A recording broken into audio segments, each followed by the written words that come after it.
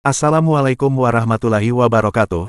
Selamat datang pecinta Teguh Rahayu Slamet Channel yang dirahmati Allah.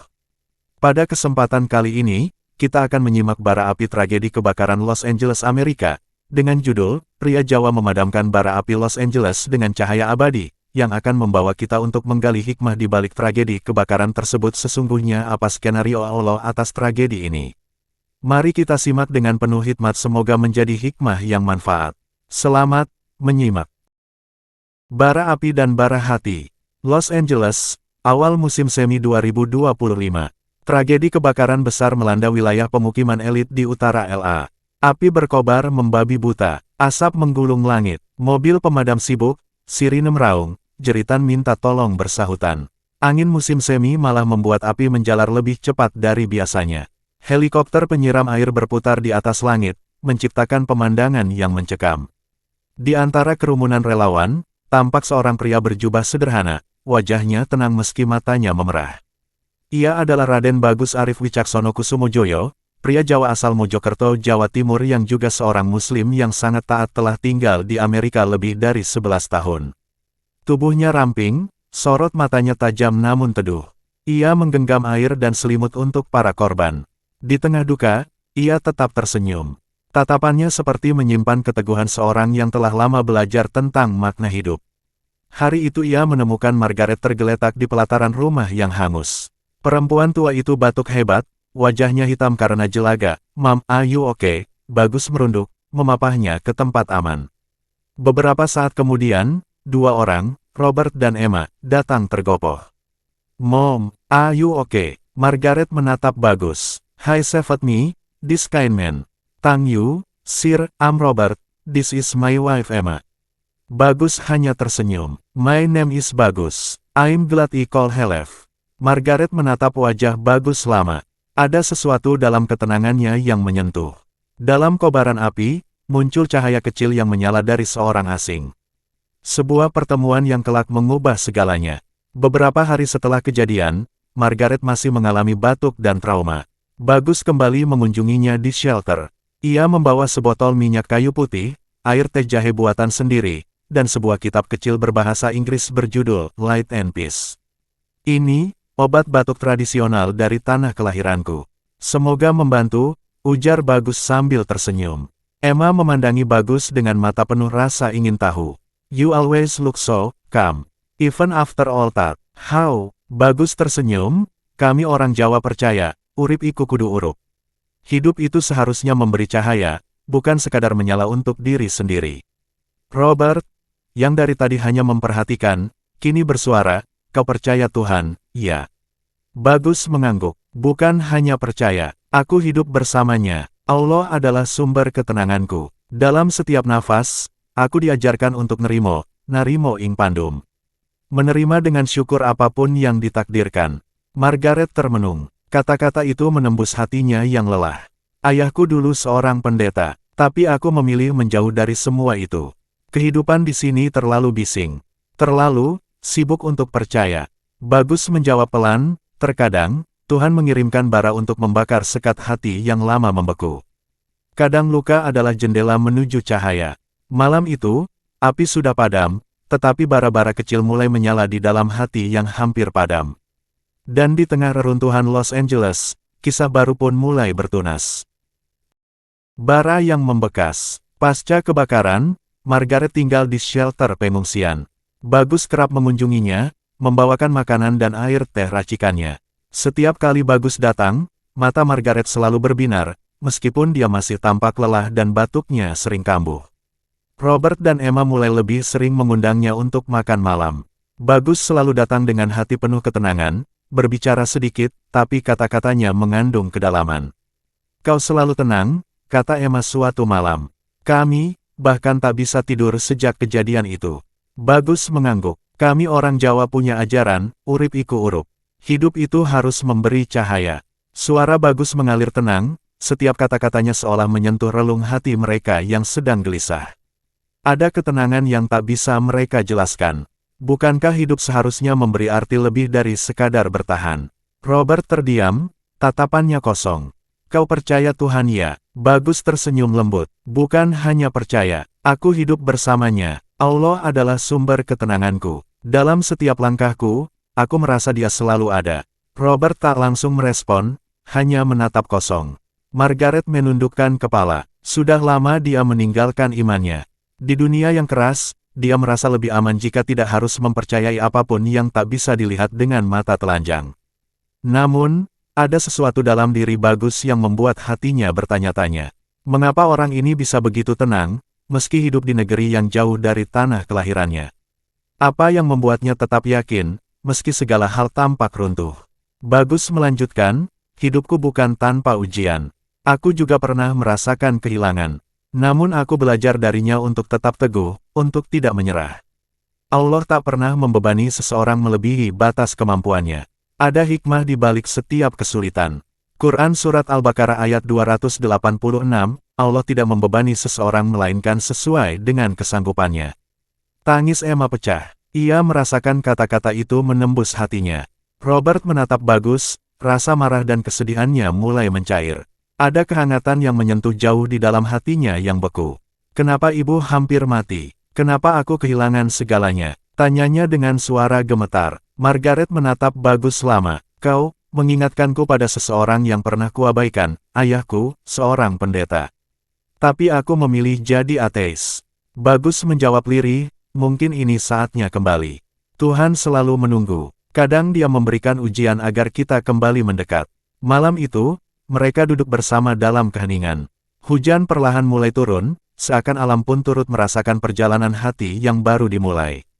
Dalam tiap tetes hujan, ada rasa pengampunan yang mengalir, seperti kata-kata Bagus yang perlahan membuka jalan bagi mereka yang kehilangan arah. Di luar, malam semakin larut. Di dalam hati mereka, api mulai padam, namun ada bara yang mulai menyala, menyisakan cahaya yang lembut dan penuh harapan. Bara kepercayaan. 3 minggu berlalu sejak kebakaran besar itu. Margaret tinggal di shelter, dan Bagus masih setia mengunjunginya. Setiap kali ia datang, ia membawa makanan, teh hangat, dan selalu menemani Margaret berbicara. Robert semakin terpuruk dengan kehilangan pekerjaannya, sementara Emma merasa cemas setiap malam, sering terjaga karena bayang-bayang kejadian itu menghantui tidur mereka. Aku benci hidup ini, bentak Robert suatu malam. Jika Tuhan ada, kenapa ibu hampir mati? Kenapa aku kehilangan segalanya? Kenapa aku? Kenapa kita? Bagus diam. Ia tahu bahwa saat-saat seperti ini adalah ujian bagi mereka.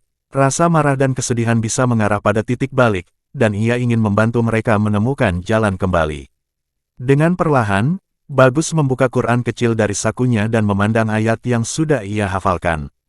Quran Surat Al-Baqarah ayat 286, Allah tidak membebani seseorang melainkan sesuai dengan kesanggupannya. Kata-kata itu seolah menembus dinding ketidakpercayaan yang sudah terbentuk dalam diri Robert. Tangis Emma pecah, mata yang sebelumnya kering kini basah oleh air mata yang tak terbendung. Robert menatap Quran kecil itu, seolah mencari jawaban dari ayat yang dibacakan Bagus.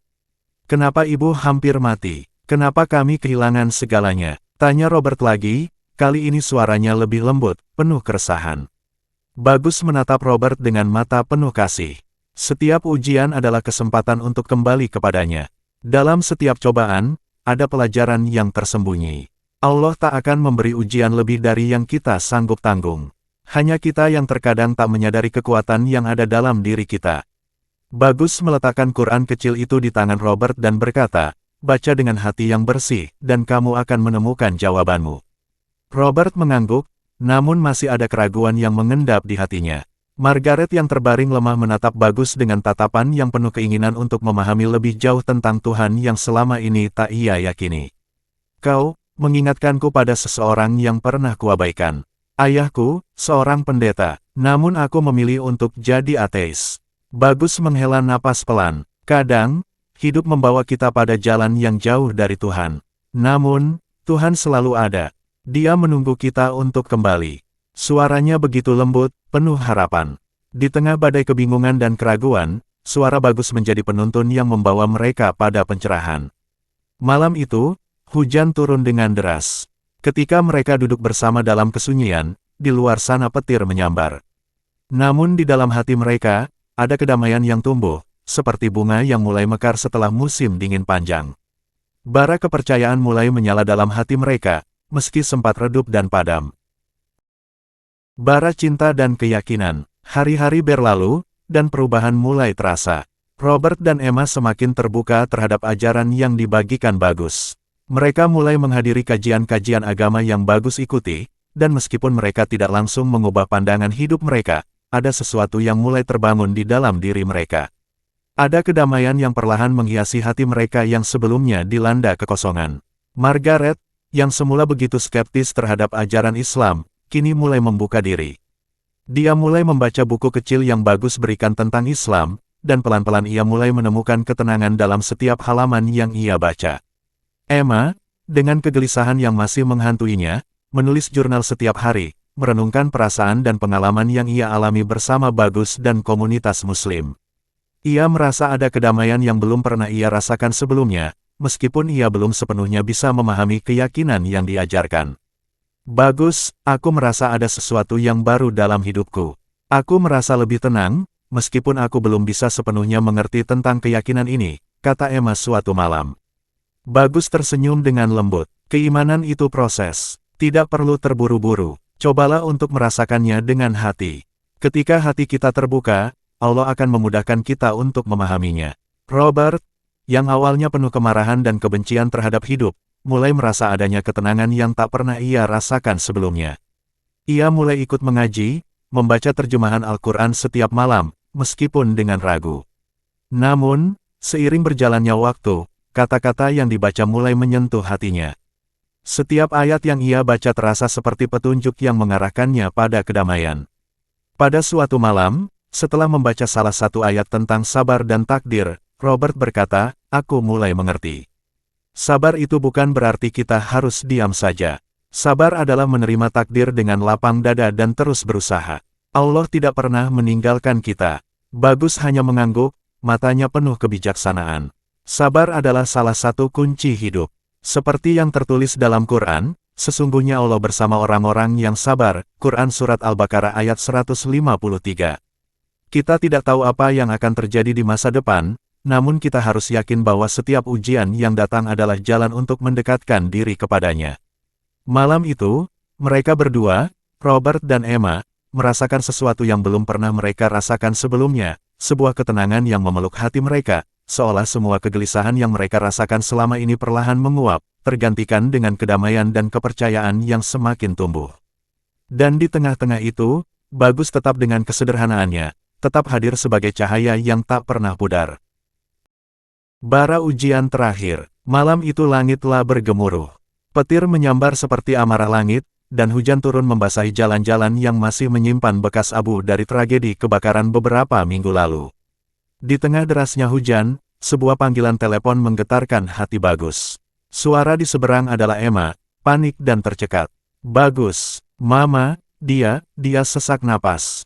Kami butuh bantuan." Tanpa pikir panjang, Bagus menyambar jaket dan kunci mobil. Di jalanan yang licin dan gelap, mobilnya melaju menembus malam, membelah genangan seperti perahu menyusuri banjir.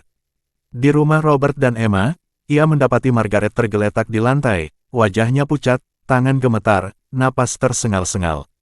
Tak ada ambulans. Rumah sakit terdekat penuh karena kebakaran sebelumnya. Bagus menggendong tubuh renta itu ke mobil, sambil terus membisikkan kalimat thayyibah. "La ilaha illallah, kuatkan, Bu Margaret, kuatkan." Robert duduk di samping, memeluk tubuh ibunya yang dingin. "Jika Tuhan ada," katanya lirih, "selamatkan dia, lalu aku akan bersujud di hadapannya." Di klinik darurat, waktu terasa berhenti. Emma menggenggam tangan Bagus erat. "Doakan dia, Bagus, doakan kami semua, kami tersesat terlalu jauh." Bagus menunduk, hatinya bergetar. Dalam sunyi, ia membaca doa Nabi Yunus yang pernah ia pelajari sejak kecil di langgar desa. "La ilaha illa anta, subhanaka inni kuntu minas zalimin." Al-Anbiya 87. Robert menangis dalam diam, hatinya yang keras mulai retak. Dinding-dinding ego yang ia bangun selama bertahun-tahun mulai runtuh. Dalam pelukannya, ibunya tergolek lemah, namun bibirnya lirih menyebut nama Tuhan. Sebuah cahaya kecil menyala dalam gelap. Di tengah ketakutan, Robert mendekap Emma, dan berkata, "Jika ibu selamat, aku akan mencari Tuhan yang Bagus sembah." Aku ingin mengenalnya, bukan hanya karena bagus, tapi karena hatiku ingin pulang. Langit masih menangis. Tapi di ruang tunggu kecil itu, seberkas sinar telah lahir dari luka.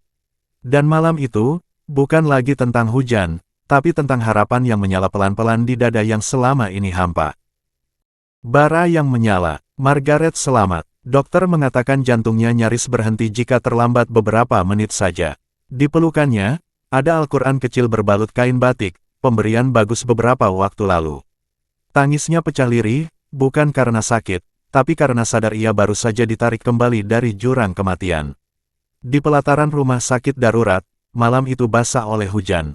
Suara hujan seolah ikut mengiringi zikir lirih bagus yang duduk bersila di bawah tenda pengungsian. Keesokan harinya, sinar mentari menyibak langit kelabu. Margaret duduk di kursi roda, selimut menyelimuti kakinya.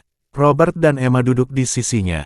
Bagus berdiri dengan termos teh hangat dan roti isi selai kacang buatan sendiri. Senyumnya tak pernah absen. Bagus, kata Margaret lirih, bolehkah aku tanya sesuatu? Tentu, Ma'am, jawab Bagus lembut. Bagaimana aku bisa mengenal Tuhan seperti kau mengenalnya? Bagus menunduk, lalu duduk di hadapannya. Ia merogoh tas kecil dan mengeluarkan selembar kertas bertuliskan kalimat syahadat. Dengan suara bergetar, ia menuntun, Asyhadu an la ilaha illallah, wa asyhadu anna Muhammadan Rasulullah. Margaret mengucapnya perlahan, lalu Robert, disusul Emma. Tangis pecah serempak, bukan karena duka, tapi kelegaan. Ada pelukan, ada air mata, ada kebahagiaan aneh yang belum pernah mereka rasakan. Di langit barat, matahari sore bersinar lembut. Awan tampak berkilauan, angin sejuk berhembus, seolah turut bersaksi. Di antara deru ambulans dan langkah para relawan, langit Los Angeles menyaksikan kelahiran tiga hati yang baru. Dalam hati Bagus, ia berbisik, Gusti Allah, puniko kula namung pirantimu. Dari dalam ingatannya, suara almarhum kakeknya menggema, urip iku kudune madangi, dudu mung murupi. Ia percaya, malam yang paling gelap sekalipun tak akan mampu memadamkan cahaya yang datang dari hati yang berserah. Sebagaimana firman Allah dalam Al-Hujurat 13. Wahai manusia, sesungguhnya kami menciptakan kamu dari seorang laki-laki dan seorang perempuan, kemudian kami jadikan kamu berbangsa-bangsa dan bersuku-suku supaya kamu saling mengenal. Sesungguhnya yang paling mulia di antara kamu di sisi Allah ialah orang yang paling bertakwa di antara kamu. Bagus percaya, tidak ada yang kebetulan. Tidak juga kebakaran itu. Tidak juga pertemuan ini. Semua adalah jalan pulang. Dan setiap bara, jika dijaga dengan ikhlas, bisa menyala menjadi cahaya yang menuntun jiwa menuju Tuhannya. Petang itu, tidak ada yang tahu, tapi langit tahu, sebuah awal baru telah ditulis di lembar takdir yang tak bisa ditolak siapapun. Dan malamnya, langit LA dipenuhi bintang. Tidak hanya di atas sana, tapi juga di hati mereka yang mulai mengenal Tuhan. Bara yang menjadi cahaya. Komunitas Muslim lokal menyambut kehadiran Margaret, Robert, dan Emma dengan tangan terbuka. Dalam kehangatan yang sederhana namun tulus, mereka merasakan sesuatu yang belum pernah mereka alami sebelumnya, penerimaan tanpa syarat. Robert mulai aktif membantu kegiatan sosial di masjid, ikut dalam program berbagi makanan untuk tunawisma. Emma, yang dulunya hanya menulis untuk dirinya sendiri, kini mulai menulis buku refleksi berjudul Light After Fire, kisah nyata tentang perjalanan spiritualnya yang menggetarkan. Margaret, meski tubuhnya mulai renta, memutuskan untuk menyumbangkan sebagian besar hartanya untuk mendirikan pusat belajar lintas iman di pinggiran kota. Sebuah tempat yang menjadi jembatan antara mereka yang berbeda, agar bisa saling mengenal dan memahami. Aku ingin membayar hutang hidupku, ujarnya pada Bagus suatu siang. Jika aku mati besok, setidaknya aku tahu telah ikut meneruskan cahaya. Bagus hanya mengangguk, matanya teduh, senyumnya tipis. Ia tetap seperti dulu, sederhana, tidak banyak bicara, dan selalu hadir di saat yang tepat.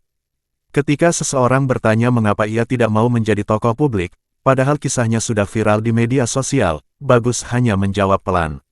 Aku hanya ingin menjadi manusia Jawa sejati, menjadi harmoni, dan menjadi Muslim sejati. Menjadi rahmat bagi semesta alam.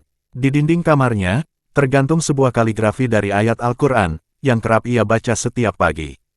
Wa ma arsalnaka ila rahmatan lil alamin, dan tiadalah kami mengutus engkau Muhammad melainkan untuk menjadi rahmat bagi seluruh alam. Al-Anbiya 107.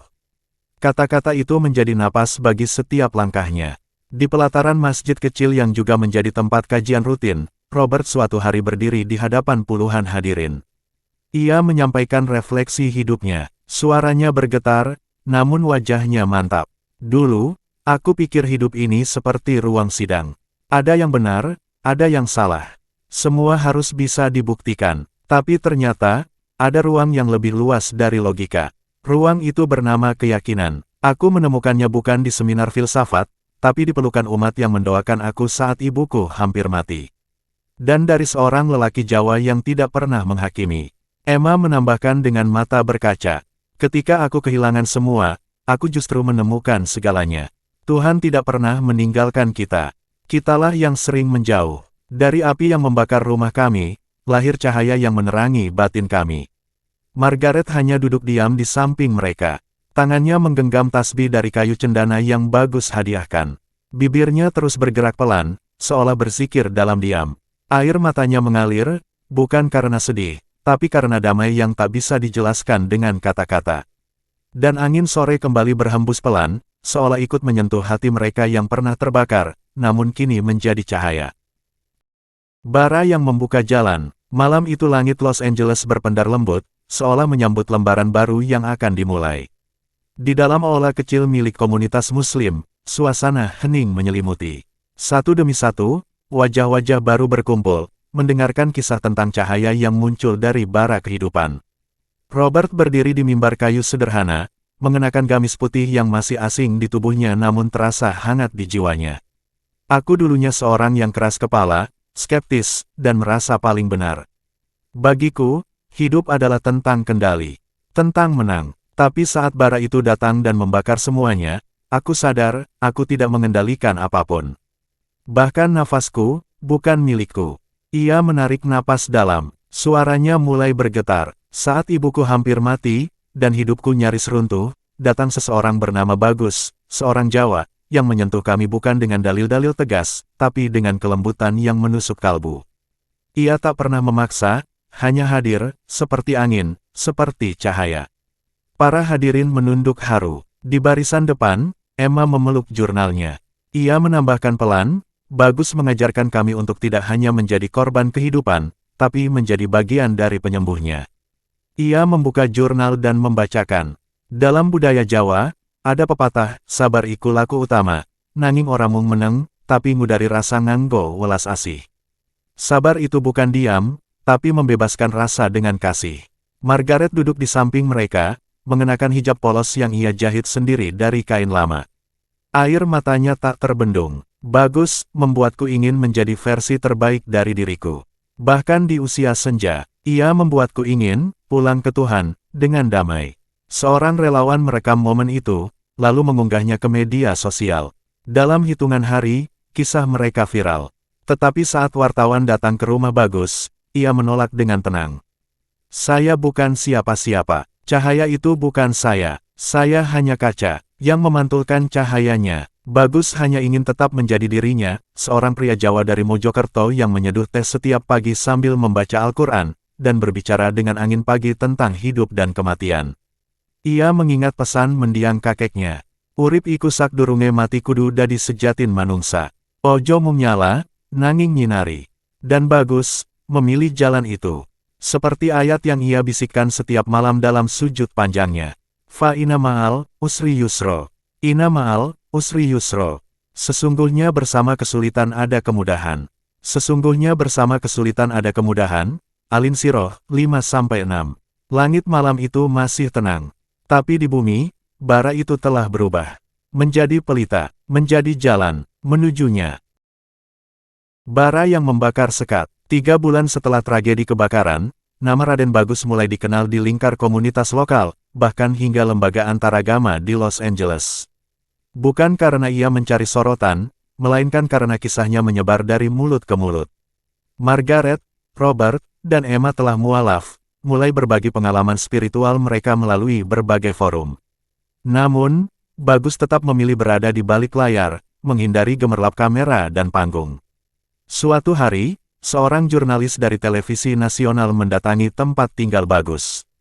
Kami ingin mengangkat kisah Anda ke layar kaca. Dunia harus tahu, katanya penuh semangat. Bagus hanya tersenyum, lalu menjawab pelan, kisah ini bukan tentang aku. Tapi tentang dia, Allah, yang memberi hidayah melalui cara yang tak disangka-sangka. Ia lalu teringat pesan simbah kakungnya di Mojokerto, yang dulu ia dengar setiap kali langit mendung dan bau tanah basah menyapa bumi. Yen uripmu pingin urup, ojo dadi geni sing mobong, dadi cahya sing madangi. Artinya, jika kau ingin hidupmu bermakna, jangan jadi api yang membakar, jadilah cahaya yang menerangi. Falsafah Jawa ini tertanam kuat dalam jiwanya. Ia ingin menjadi cahaya itu, bukan lidah api yang hanya menyala sesaat lalu hilang. Robert yang kini mulai aktif di komunitas Muslim, mengusulkan untuk membuat pusat pembelajaran multikultural. Emma menghubungi penerbit untuk menyebarkan buku refleksinya, Light After Fire, yang sudah rampung ditulis. Margaret, yang kini tampak jauh lebih damai, memutuskan menyumbangkan hartanya untuk membangun rumah singgah bagi para tunawisma dan pencari suaka. Bagus tetap sama, sederhana, tak suka dipuji, dan terus melayani. Saat para tetangga bertanya siapa dia sebenarnya, seorang relawan berkata, dia adalah laku, bukan kata. Dia adalah keteduhan di antara badai. Beberapa orang menganggapnya wali, tapi Bagus menolak keras anggapan itu. Ia berkata sambil menunduk, aku hanya wong cilik sing nyoba nyekeli cahya Gusti. Aku ini cuma orang kecil yang berusaha menggenggam cahaya Tuhan. Di suatu malam Jumat, ia diundang untuk mengisi ceramah di pusat komunitas lintas iman. Ia membuka ceramah dengan kalimat, kita semua pernah terbakar oleh kehilangan, kesedihan, bahkan amarah. Tapi api itu bisa jadi berkah jika kita memilih menjadi bara cinta, bukan bara dendam. Ia lalu menyitir, Al-Hadid ayat 28. Wahai orang-orang yang beriman, bertakwalah kepada Allah dan berimanlah kepada Rasul-Nya, niscaya Allah akan memberikan rahmat-Nya kepadamu dua bagian, dan menjadikan untukmu cahaya yang dengan cahaya itu kamu dapat berjalan. Wajah-wajah yang mendengar seolah tercerahkan. Tak hanya umat Muslim, para pastor, biksu, dan rabi yang hadir pun merasa damai. Salah satu di antara mereka bahkan berkata, saya tak lagi melihat agama dari batas simbol, tapi dari cahayanya. Dan saya melihat cahaya itu dalam Bagus. Namun, bukan pujian yang dikejar Bagus. Ia lebih memilih sunyi, karena baginya, dalam senyaplah cahaya paling terang bekerja. Bara yang menguji takdir. Malam itu, langit Los Angeles tak seperti biasanya. Awan menggulung tebal, menyimpan gemuruh yang tertahan. Hujan belum jatuh, tapi ketegangan telah turun lebih dulu. Bagus berdiri di pelataran masjid komunitas yang mulai ia bangun bersama para relawan, memandang jauh ke langit seakan membaca tanda-tanda rahasia. Sejak syahadat 3 suara itu menggema, hidup Robert, Emma, dan Margaret berubah drastis. Namun perubahan tak selalu berjalan mulus. Ujian pun datang dalam bentuk baru. Perusahaan tempat Robert melamar kerja kembali menolak. Tabungan mereka menipis. Dan berita datang dari rumah sakit, Margaret didiagnosis mengidap kanker pankreas stadium 2. Bagus datang dengan teh racikan dan senyum yang sama, namun mata mereka tak bisa menyembunyikan gulana. Kau masih yakin Tuhan bersamamu? Tanya Robert suatu malam, bukan dalam protes, tapi kelelahan. Bagus duduk bersila, menatapnya penuh belas kasih. Ia mengambil Quran kecil dari sakunya, seperti biasa. Dengan tenang, ia membuka dan membaca dengan lantang namun lembut. Apakah manusia mengira bahwa mereka dibiarkan mengatakan, kami telah beriman, sedang mereka tidak diuji? Al-Ankabut 2. Robert menunduk. Di dalam batinnya ada perang. Ia merasa seperti dibangkitkan untuk lalu dijatuhkan lagi. Tapi kalimat itu tak bisa ia tolak. Seperti cermin, ia menatap dirinya sendiri di dalamnya. Bagus melanjutkan, hidup ini seperti keris, Rob. Harus dibakar berkali-kali agar menjadi tajam. Ditempa, dihantam, dijatuhkan, barulah jadi pusaka yang membawa berkah.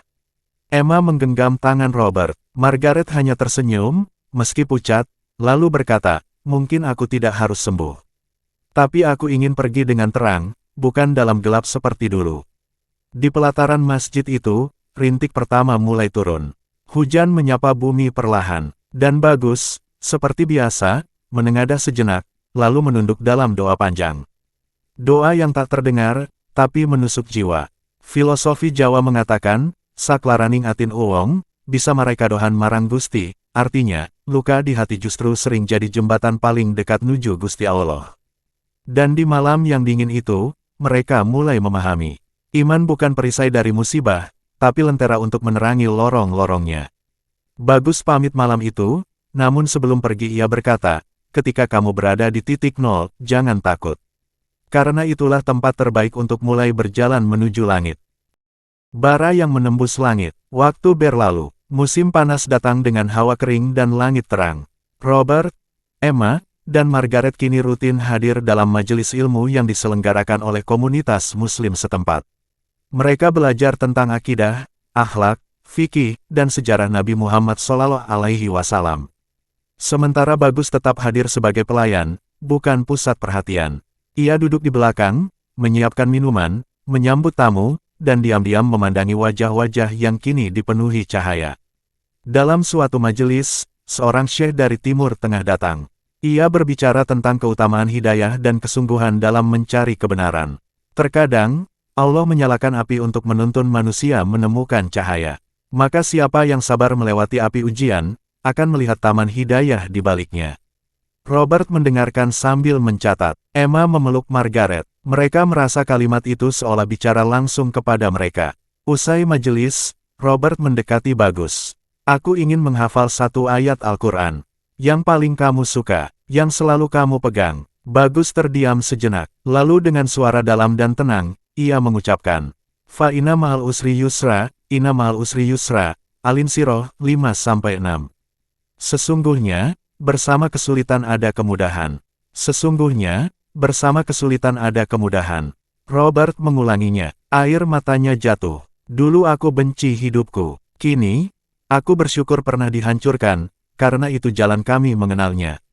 Malam itu mereka salat berjamaah. Margaret ikut duduk di saf wanita. Emma mulai mengenakan hijab perlahan.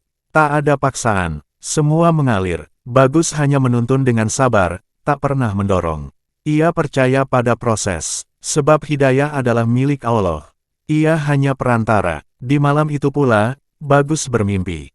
Dalam mimpinya, ia melihat dirinya berdiri di sebuah puncak bukit, di belakangnya cahaya terang benderang.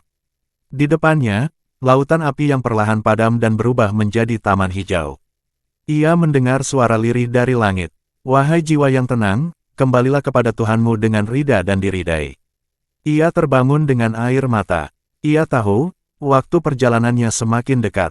Tapi ia tak takut. Ia siap. Filosofi Jawa pernah berkata, wong urip iku mung mampir ngombe. Sing penting ninggal rasa legi, dudu panas geni. Hidup ini hanya singgah sejenak untuk minum.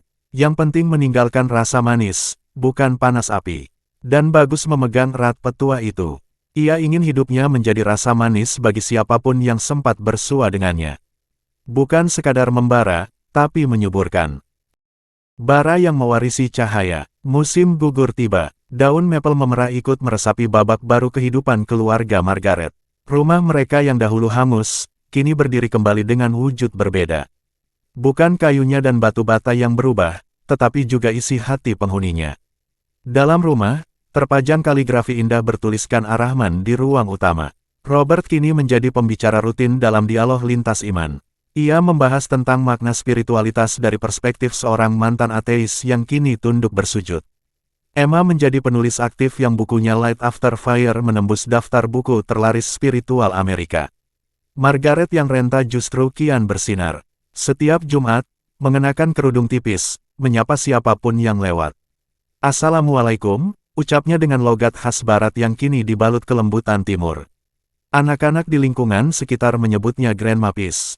Suatu pagi, Bagus duduk di taman rumah Robert. Mereka minum teh melati khas Jawa.